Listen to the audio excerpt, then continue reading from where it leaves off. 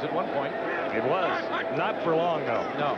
Parker is the quarterback, and he misses Tyrone Brown. But, you know, this is a good football team that the Toronto Argonauts are playing in the Montreal Alouettes. And it's a very good team that has had to rebuild on offense, especially. I mean, they lost their starting quarterback, Tracy Ham. They lost a couple of tackles.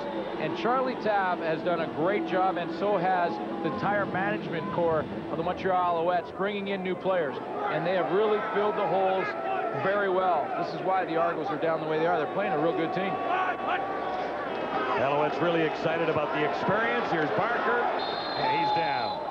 Sylvester Miller is another one of those guys. You have to fill a hole. Alfred Payton was the rush end in Montreal last year. He is now in Winnipeg. They had to find a guy that could replace Alfred Payton. Sylvester Miller has been one of them, and he has been a great surprise. Straight speed rusher off the corner, had a great training camp in preseason, and he has rotated with Tito Hanna in the lineup. Look at how quickly he gets off the corner and is in Jay Barker's face. He got there first, and Swift Birch, number 90, wrapped up Jay Barker. 3 sacks for Montreal, 0 for Toronto so far tonight. Prefontaine left, puts it down to Winston October. Pretty good hit on October, stopped after about a 4-yard return. Montreal continues to dominate the Argonauts in their home opener at Skydome. Enter Stanley Jackson out of Ohio State in his 2nd season with the Alouettes. He spent last year watching Anthony Calvillo watch Tracy Ham. And now he's moved up into Calvillo's position from 1999 and 1988 as well. If Calvillo keeps playing this way and puts up numbers like he's done tonight and like he did last week, Stanley's going to get a lot of mop-up duty. Yeah, add that up quickly. Is that 37 of 52 for 723 for Calvillo in 2 games? Once again, I was told there'd be no math. He's rushed for a touchdown and tossed for a couple more and gets a well-deserved rest. Mike Pringle will not rest for a while. Well, yeah, he won't. Like, Charlie Tabb makes those decisions, obviously, who's going to play and who's not. He wants to get Calvillo out of there. If he went up to Mike Pringle and said, Mike, why don't you rest a little bit and we'll let some of the other guys rest? No way. I think Pringle would be in an argument with him on the sideline, because Pringle wants to play every down.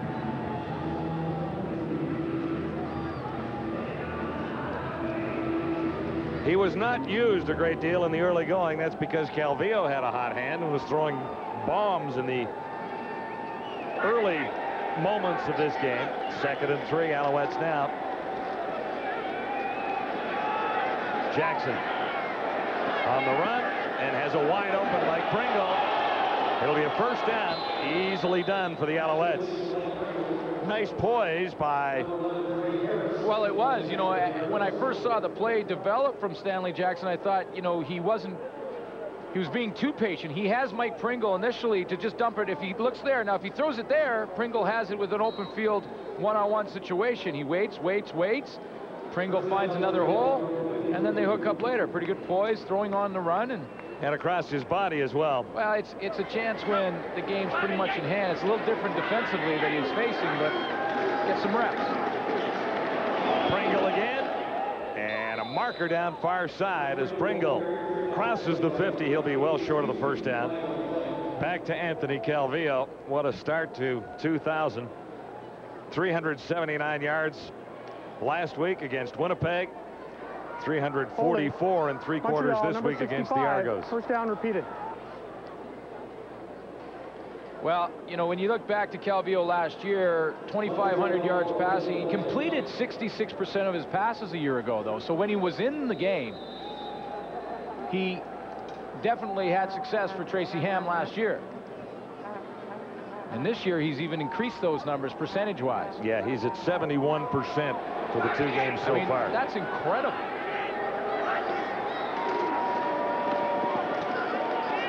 Jackson can't find anyone home. Now he does. Jock Climby back to the original line of scrimmage, but Jackson's had all time to throw the football. No pressure from the Toronto Argonaut front 4. Of course, they lost Johnny Scott to injury, so they've had to patch it up a little bit.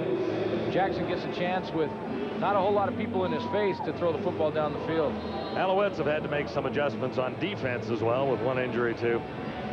Their scheduled starting linebacker, Myron Newsom, he was out on the first play of the game, out after the opening kickoff. So back to 10 yards necessary. This is second down. Jackson just got it away. And there was nowhere for Climby to go after making the catch. Martavius Houston made the stop.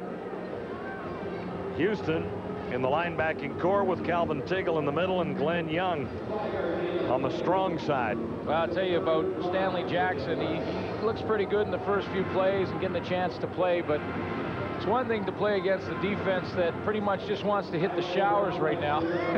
It's another to play against a team that's ready to play against you, and the Argos have pretty much mailed this one in from here on in, it looks like. Brown is back for a Baker punt. Baker standing at his 45. A little bit of a charge. Baker gets it away. Here's Tyrone Brown. Looks for room to the near side, but there's nowhere to go there. Two Alouettes force him out after an 18-yard return. Who will be quarterback for the Argonauts when we return? It's Lucky Looney night at Skydome, and someone's won a bundle. Here's David Amber. That's right, John. Loonies do add up. Just ask Nicole Kyle. Nicole Kyle, $20,612 in your hands. What are you going to do with the money? Well, I think we'll take a trip, put some of it away. I don't know. And this is your supposed boyfriend. I don't see a ring on the finger. No, I don't either. But we live together. That's important. Alex Bracky's putting in his vows right about now. $20,612. Enjoy the game. Give me a ring. Enjoy the money. All right. Thank you. Will A little they live, hit there. Yeah, will they live happily ever after? Little hit there. How No will they ring share yet. 20,612 loonies? Well, it looks like if she doesn't get the ring, she's keeping the money herself, and that's it. She's got a good negotiating point right there.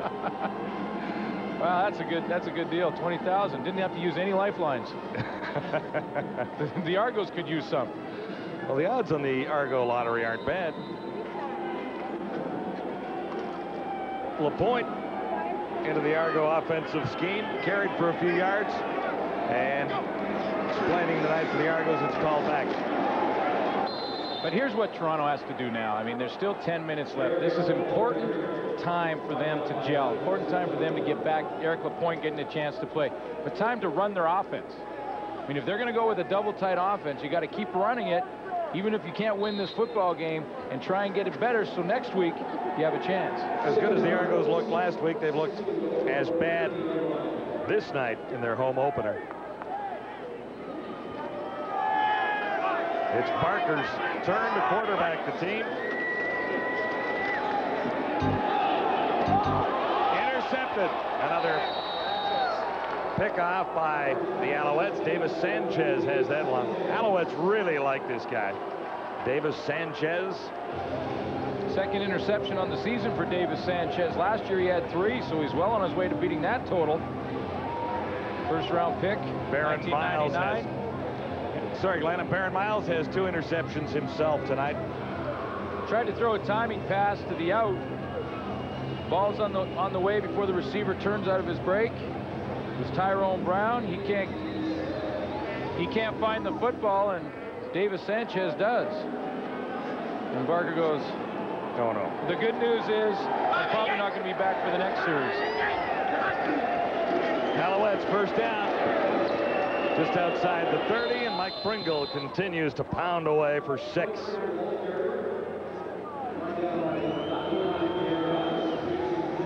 Wouldn't you think Pringle might want to take a little bit of a break? Yeah, you almost wonder, but I'm honest. I was telling you the truth when I told you that Mike Pringle does not like to come out of any football I games, understand. ever. And he will go and talk to the coaches if they ever take him out. So I know they like to leave Pringle in. But you're right. I mean, you would think that maybe you want to get him out so he doesn't hurt himself at this point in the game. Closing in on 160 combined yards is number 27. He gets it again, cuts it up, has 3 more, and will be short of the first down. Roger Dunbrack, number 70, got him from behind. Well, another record that Mike Pringle is chasing is 100-yard rushing games all time. And George Reed had 66. Mike Pringle's 53s. Climbing up that ladder as well. 1 touchdown for Pringle tonight, so that leaves him 2 rushing touchdowns behind Damon Allen with 74 in his career. So some interesting races. Well, it's amazing that we're talking about all-time numbers in CFL history.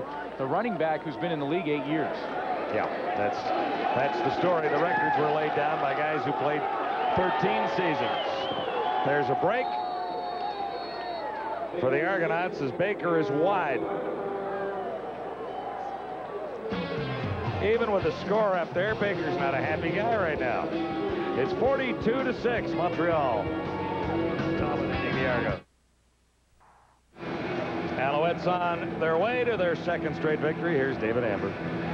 Well, John, joining us is Jim Popp, the Director of Football Operations and the General Manager of the Alouettes. It's hard to contain that smile. 80 points in the first 2 games. Well, the offense has functioned very well. We've had some early turnovers early in both games, but they've stuck together and performed well. There was a lot of concerns this year coming in. You had a new makeshift offensive line. You had some changes. Tracy Ham gone. What has been the difference so far in the first 2 games for you? Well, we had a great camp and continuity. Guys have come together very quickly with a new group, so very happy with the talented bunch. Well, Jim, good luck, good work so far, and good luck the rest of the season. Thank you so much. Appreciate it. All right, John. He's put together a nice football team, hasn't he? Well, he does, and he always fills the holes. That's what we talked about earlier, is that Jim Popp finds a way to find players and fill holes that he has to fill. Every team loses players in the offseason. You know, I just want to get back to one point about this Argo team right now, because, you know, game 2 does not make or end the season. Absolutely, it doesn't. And when you're playing a team like the Alouettes, it can be a little bit discouraging. Sure, absolutely, playing against a very good football team. But John Heward right now has an opportunity with 7 minutes to see that offense move the football and try and get something going for next week. And what I'm talking about more than anything is, if he's going to run tight end offense all year, then why not work on the passing game right now, get him to hurry up, and who cares if you throw another interception? You know, it really doesn't matter what the score ends up at this point for this team. What they want to do is try and work on that offense, work on the passing game, and use this as a practice back into the season. Sorry, Glenn. Eric Lapointe on back-to-back plays, 1 rush, 1 reception, but that's not enough to move this Argonaut team into first down territories. Last week in Saskatchewan, the Argonauts racked up 18 first downs. Tonight, a third of that, 6. Whoa. 6 first downs. That means your defense is out there all night long. They wrote a song about that once, didn't they?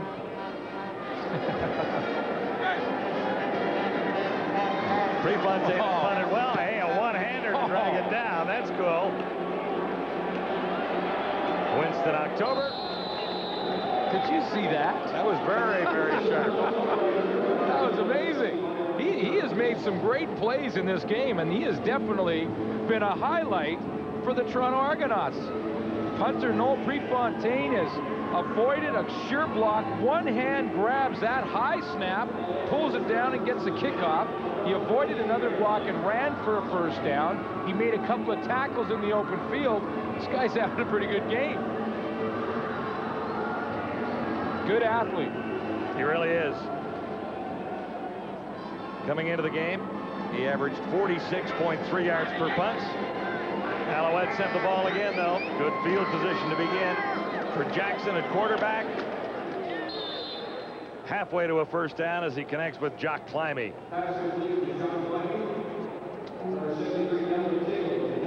Looking ahead, Labatt Blue Jays baseball comes your way on Thursday, 7 o'clock Eastern, 4 Pacific, Phillies and the Blue Jays.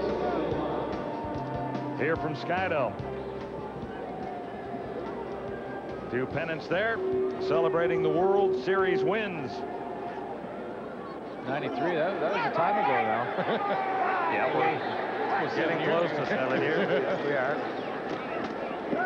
Jackson's look rather strong here, Glenn. And coming into the game, he's been on the money a couple of times. Well, that's what Jackson is using. Jackson is using this period right here and the rest of this game as a live practice situation. He gets a chance when the bullets are flying to go in and throw the ball. Jock Climby's had a good night as well. I mean, the receivers are going to have great nights when Calvillo's throwing like he is. But Jackson uses it as a chance to practice, just like the Argos should think about using this rest of this game on their offensive side of the ball. It's back to reality for the Argonauts in their home opener tonight. After scoring 36 in week 1, they have managed 6 tonight. Tyrone Brown, Baker's kick, flag goes down. Contacting the kicker will be charged against Richard Brooks. 40-yard punt, no return, a flag at that end of the field as well. You know what? That's not a bad penalty for Richard Brooks. I mean, you don't want to turn the ball over, but there's a guy in a blowout game that's trying to make something happen. He came off the corner as hard as he could. He just didn't time it out quite properly. He hit Terry Baker, and he gets a penalty. The Alouettes are going to get the ball back. But well, Baker went down. Well, he ran right into his leg. So if it's not against Richard Brooks, then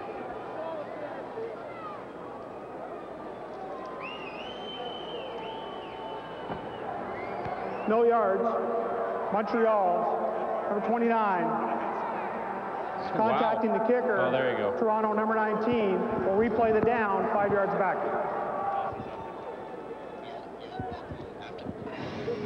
John Hewitt has had a long night in his home ballpark. Argonauts got the first 6. The Alouettes scored the next 42, and it is a head shaker.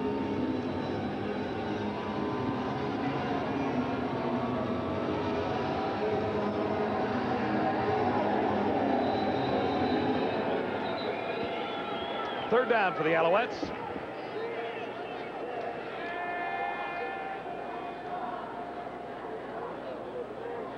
Tyrone Brown drops deep for Toronto, standing back near his 10-yard line.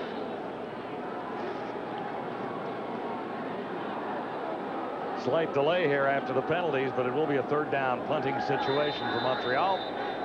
5:52 to go till full time. These same 2 teams next week at Molson Stadium in Montreal. Baker, high kick. Brown waits at the 10. He allows the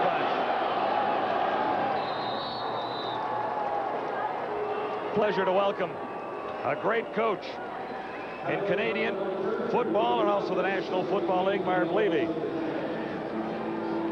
He is up from the United States to watch an old friend coach a game here tonight and an old team play one. Marv, thank you very much for coming up. Well, it's my pleasure. Come up. Believe it or not, this is the first in-person CFL game I've seen since our Grey Cup game in 1977 That was Montreal. the year you used the Staples, right, Marv? I didn't. Tony Proudfoot did.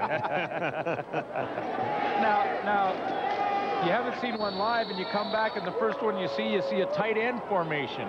Does that surprise you for this league? Well, you know, as I say, I haven't studied the league that closely, but back when I played, we had a great tight end in Peter Dallariva with the Alouettes, and Tony Gabriel was over at Ottawa. So it doesn't surprise me. I understand it is very unusual for the league now, since it's so pass-oriented. Well, ever since Doug Flutie came up, they've spread everybody out, no backs and lots of receivers, and this is a little different for John Hewitt. And it was different for you defensive backs, too. That's right. Jay Barker surrounded and smothered. Marv, how are you enjoying life in retirement, at least from standing on the sidelines? I know you're working in television. Yes, I am doing some work in television with the Fox Sports Network. We do a Sunday morning pregame show, 11 o'clock Eastern time. I put in a plug. Yeah, absolutely. Yeah.